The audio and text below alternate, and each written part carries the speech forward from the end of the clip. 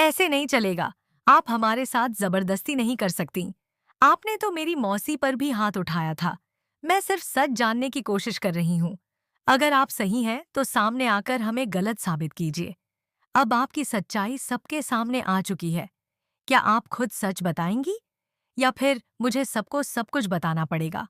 आखिर क्यों आप इन्हें इतने दिनों से टॉर्चर कर रही थीं और बंद करके रखा हुआ था?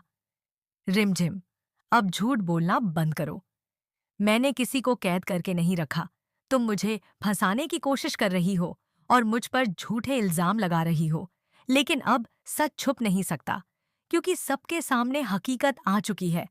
इसी बीच जब रिमझिम उस शख्स के चेहरे से कपड़ा हटाती है जिसे बांधकर रखा गया था, तो वहां मौजूद हर कोई हैरान रह जाता है। खासकर बुआ शाह बुरी तरह घबरा जाती हैं। समीर तुरंत उनके पास जाकर गुस्से में पूछता है, आपने आखिर किसे बंदी बनाकर रखा है? क्या आपको अंदाजा भी है कि ये कौन है?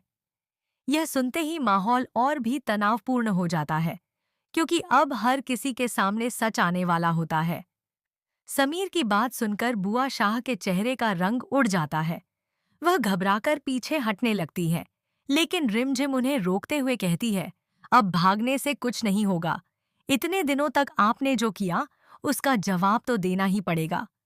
वहां मौजूद सभी लोग हैरानी से एक दूसरे का चेहरा देखने लगते हैं। किसी को यकीन नहीं हो रहा था कि बुआ शाह ऐसा भी कर सकती हैं। तभी वह शख्स धीरे धीरे होश में आता है और कांपती हुई आवाज में कहता है, मुझे यहाँ जबरदस्ती बंद करके रखा गया था। मुझे किसी से मिलने तक नहीं दिया गया। इतना सुनते ही समीर का गुस्सा और बढ़ जाता है।